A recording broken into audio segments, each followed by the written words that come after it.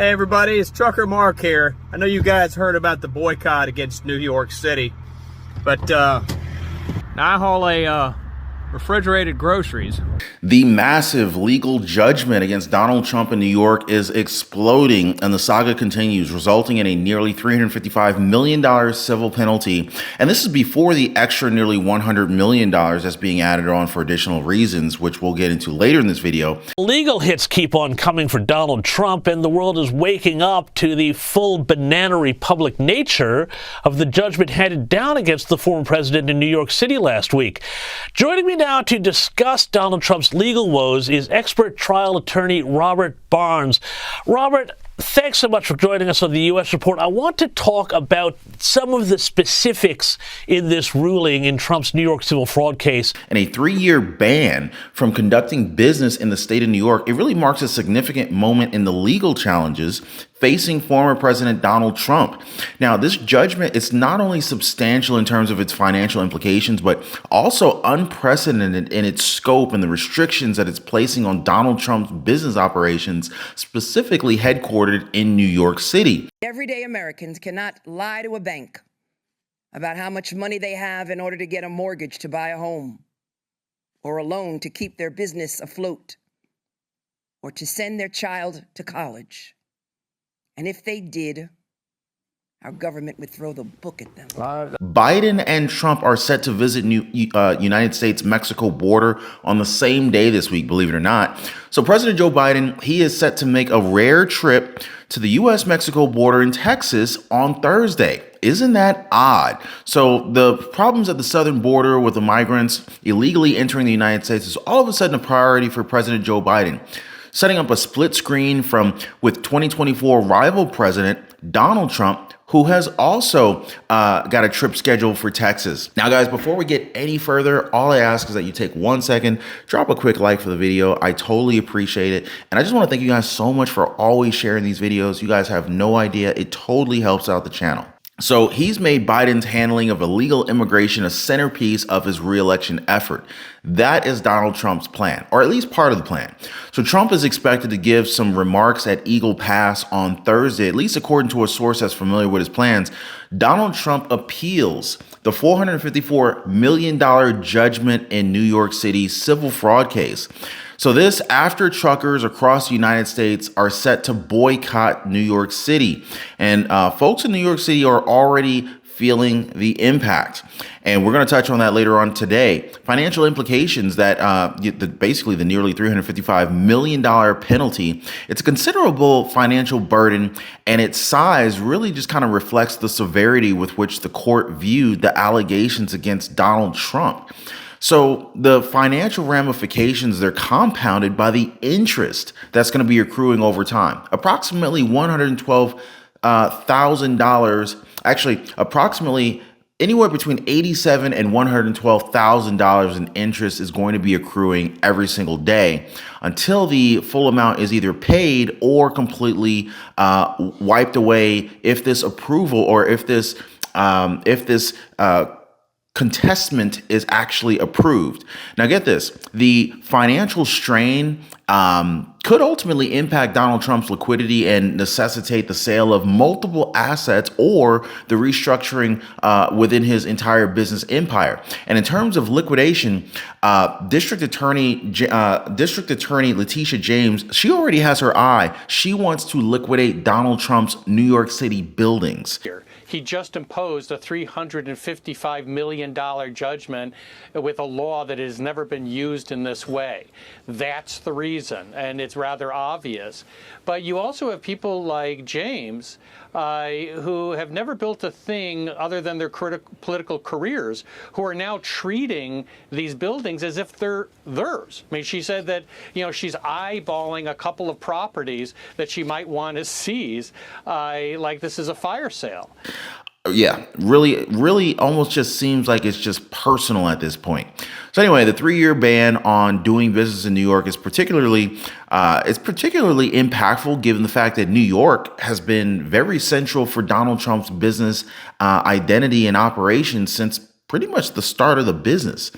And so this reaction, this restriction, it could cause a realignment of his business strategy, pushing his interest to other regions of this.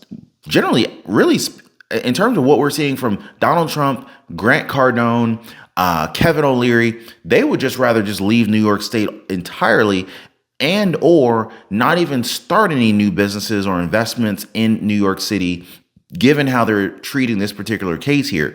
Last week. Now, he was ordered to pay nearly 355 million US dollars. That's over $500 million Australian. Barred from doing business in New York for 3 years.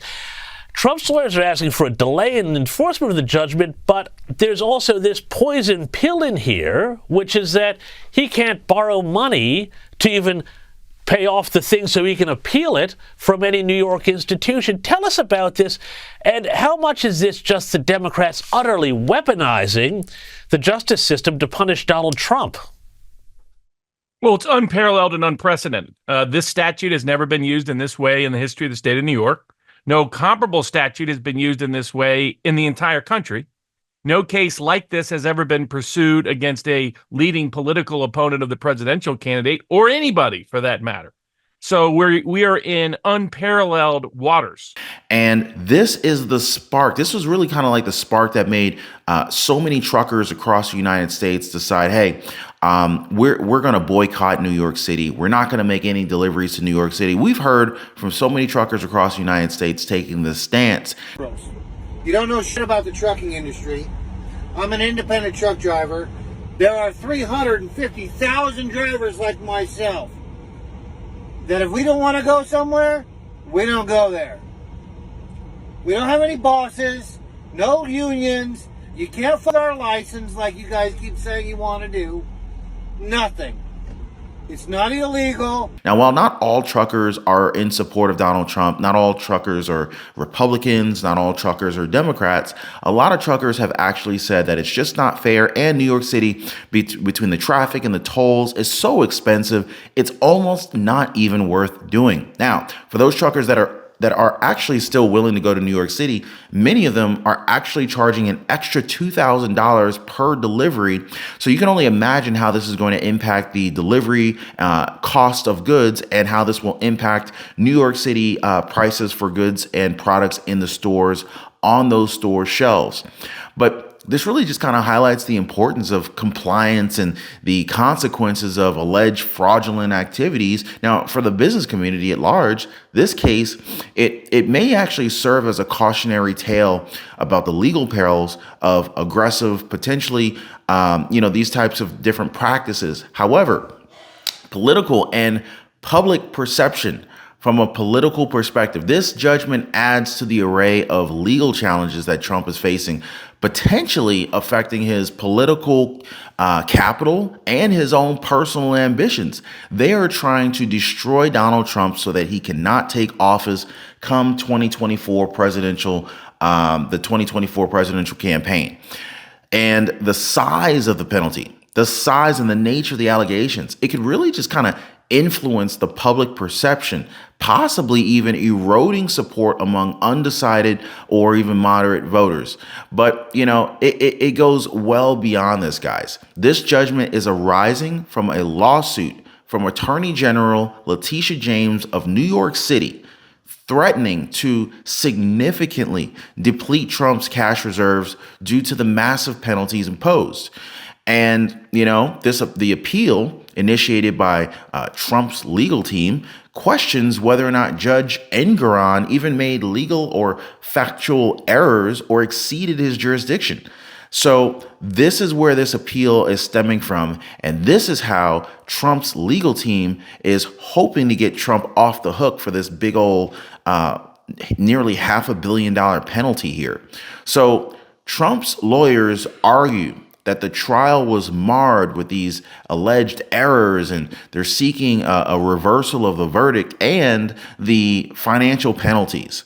So initially, we were told that Donald Trump would have to pay the full $454 million up front before being able to appeal. But apparently, Trump's lawyers have figured out a way to be able to basically appeal without having to pay that full amount up front. So Trump, He's not been required to pay that penalty immediately due to the appeal, but he must secure a legal stay in order to pause the collection efforts, or even, be able to post a bond covering the amount owed to automatically be able to receive a stay. And so that's the strategy that they're putting in place here.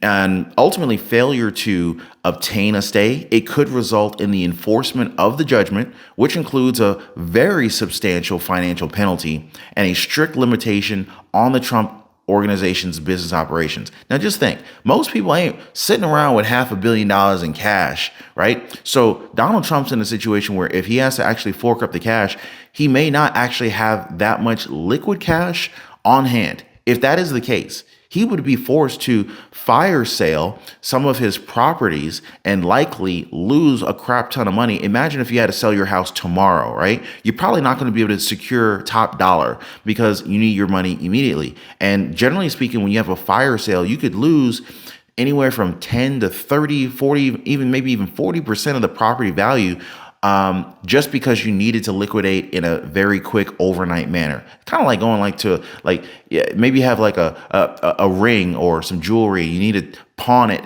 If you ran to the pawn shop, you can get money immediately, but they're not going to give you top dollar. So imagine Trump has $500 million property and he needed to fire sale it, and he lost 20% on that $500 million property just to sell it overnight.